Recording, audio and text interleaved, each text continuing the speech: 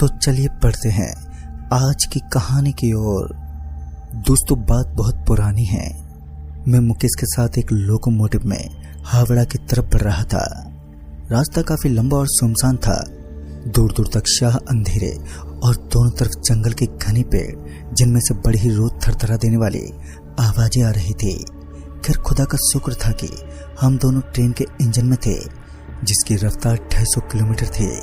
अभी आगे बढ़ ही रहे थे कि मुकेश ने कहा, अभी गाड़ी एकदम से रुक जाएगी, पर बिल्कुल भी तुम मत घबराना, और गाड़ी रुकने के बाद तुम जो कुछ भी देखोगे वो सिर्फ तुम्हारी आंखों का धोखा पर होगा। उस पर बिल्कुल यकीन मत करना, और जब तक इंजन फिर से चलने ना लग जाए तुम अपनी जगह से थोड़ा भी मत हिलना। मैं मुकेश की बातें सुनकर जहां थोड़ा असमंजस में था, तो वहीं मुकेश के माथे पर छाई सीकन से ये जाहिर था कि भाई कुछ तो गड़बड़ है। मैं अभी मुकेश से पूछने ही जा रहा था कि आखिर मामला क्या है कि तभी हमारा लोकोमोटिव एक झटके के साथ बंद पड़ गया। लोकोमोटिव के बंद पड़ते ही मुकेश तुरंत गाड़ी से उतरकर जंगलों की तरफ भाग गया। हालांकि मैंने उसे काफी आवाज दी, पर वो नहीं रुका। वहीं अब मैं ये सोच रहा था कि अब मैं क्या करूं कि तभी मुकेश की चीखने चिल्लाने की आवाजें आने लगी। मेरे दिल की धड़कनें अब काफी तेज हो गई थी, और जब मैंने गाड़ी से अपना सिर बाहर निकालते हुए बाहर की तरफ देखा, तो मैंने देखा कि मुकेश के ऊपर बहुत सारे अजीब से जीव लदे हुए हैं। कोई उसके मुंह में हाथ डाल रहा था, तो कोई उसकी आंखों में उंगली घुसाए हुए है। वो ऐसा खौफनाक पल था कि मेरे हाथ पैर एकदम से सुन्न पड़ गए और मैं वहीं नीचे गिर पड़ा। अब लोकोमोटिव से नीचे गिरते ही मेरी सांसें भी उखड़ने से लगी थी।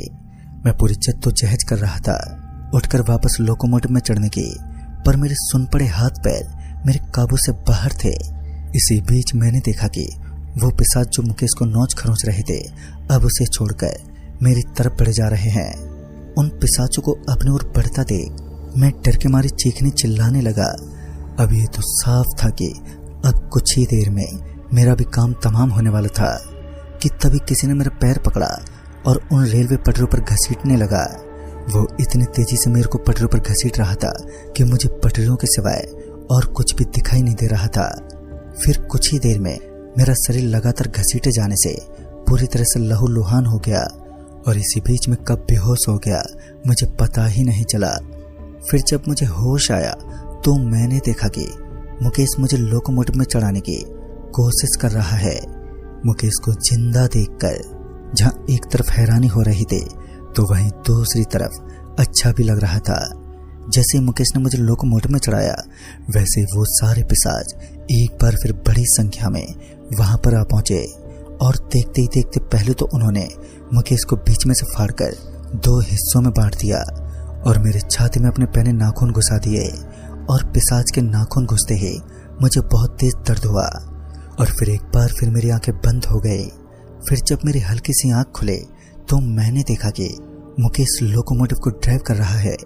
मुकेश की जैसी मेरे पर नजर पड़ी तो उसने कहा कि चिंता मत करो, अब सारी मुसीबत टल गई है, तुम बस हिम्मत मत हारना। वो अभी ये सब कह ही रहा था कि मेरी आंखें एक बार फिर बंद हो गईं, और फिर जब मुझे होश आया तो मैं हॉस्पिटल में था, और अब इस घटना को 1 हफ्ता बीत चुका था। डॉक्टर से पता चला कि मुझे हार्ट अटैक आया था। हालांकि हार्ट अटैक से तो मैं बच गया, पर डर और खौफ की वजह से मैं कोमा में चला गया था, और अब जाकर मुझे होश आया था। फिर जब मैं मुकेश से मिला तो उसने मुझे बताया कि उसने उस दिन जो देखा, अगर वो दृश्य मैं देख लेता तो यकीनन मर ही जाता। मुकेश ने जो देखा था वो कहीं ज्यादा भयानक और दर्दनाक था। इस हादसे के बाद मैंने तो रेलवे से वो नौकरी ही छोड़ दी, पर मुकेश अभी भी वही काम कर रहा है, और अब तो उसे आदत सी हो गई है।